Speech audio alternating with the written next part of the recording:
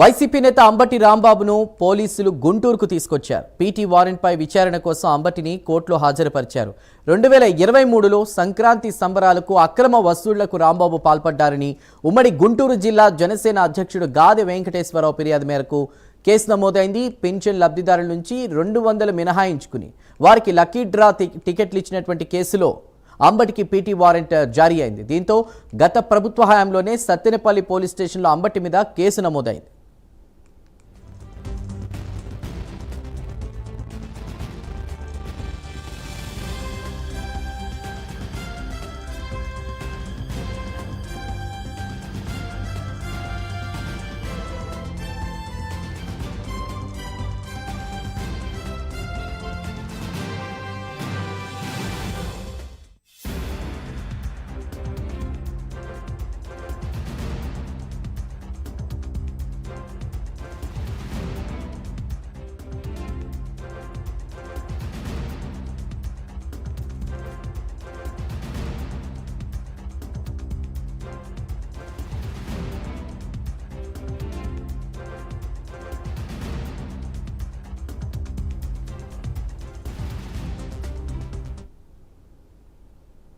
YCP నేత అంబటి రాంబాబును పోలీసులు గుంటూరుకు తీసుకొచ్చారు. పీటీ వారెంట్పై విచారణ కోసం అంబటిని కోర్టులో హాజరుపరిచారు.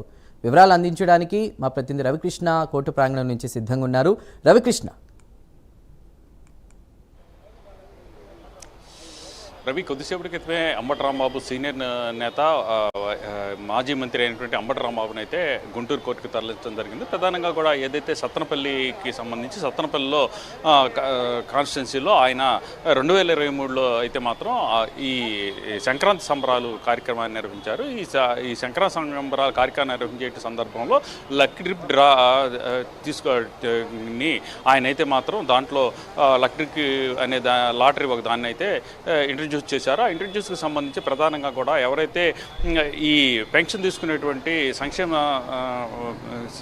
దీనికి సంబంధించిన పెన్షన్ తీసుకునేటువంటి వ్యక్తులు ఎవరైతే ఉంటారో వాళ్ళ దగ్గర నుంచి కూడా ఖచ్చితంగా కూడా ఒక్కొక్కరి దగ్గర నుంచి 100 నుంచి 200 రూపాయలు ఆ టికెట్ లక్కీ డ్రిప్ డ్రాకి సంబంధించినటువంటి టికెట్ అయితే వసూలు చేసినటువంటి పరిస్థితి. ఆ నేపథ్యంలోనే పెద్ద ఎత్తున కూడా అప్పుడైతే మాత్రం తీవ్రంగా కూడా దుమారం ఏర్పడింది. ఈ విధంగా కూడా మనీ సర్క్యులేషన్ చేయటం ఏంటి, ఒక లాటరీని ప్రమోట్ చేయటం ఏంటి అని అప్పుడైతే మాత్రం పెద్ద ఎత్తున కూడా సోషల్ మీడియాలో కూడా వార్ నడిచినటువంటి పరిస్థితి. దీనికి సంబంధించే ఈ గుంటూరుకి సంబంధించి ఎవరైతే జనసేన జిల్లా అధ్యక్షుడు ఉన్నారో గాదె వెంకటేశ్వరరావు ఈ కోర్టులో కేసు వేయటం జరిగింది. దాని ప్రకారం అయితే మాత్రం సత్తెనపల్లిలో ఆయన మీద అప్పుడే కేసు అయితే నమోదు చేశారు. ఇప్పుడు ఆయన రాజమండ్రి సెంట్రల్ జైల్లో ఉన్నటువంటి నేపథ్యం, అంటే ఏదైతే సీఎం చంద్రబాబు నాయుడిని దూషించినటువంటి కేసులో ఫస్ట్ ఆయన రాజమండ్రి సెంట్రల్ జైల్లో ఉన్నారు. ఆ తర్వాత దానికి సంబంధించి బెయిల్ లభించింది.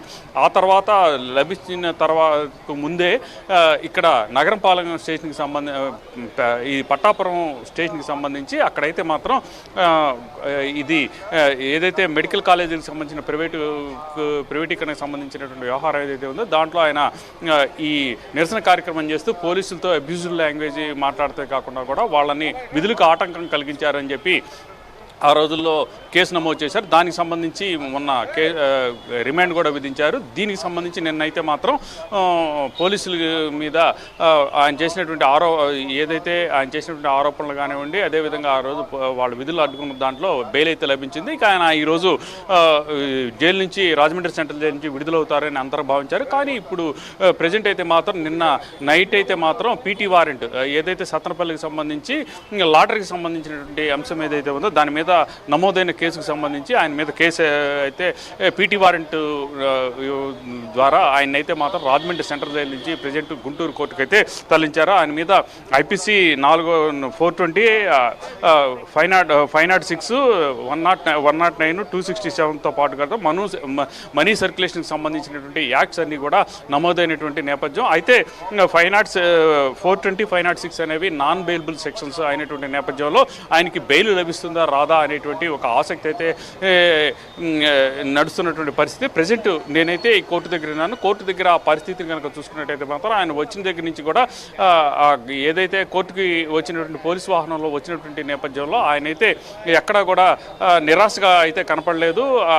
అక్కడ ఏదైతే ఆ వాహనం ఏదైతే ఉందో పోలీసు వాహనంలోనే ఉండి అభిమానులకి అయితే మాత్రం అభినందన చేయటమే కాకుండా తగ్గేదే లేదు అంటూ కూడా ఆయనైతే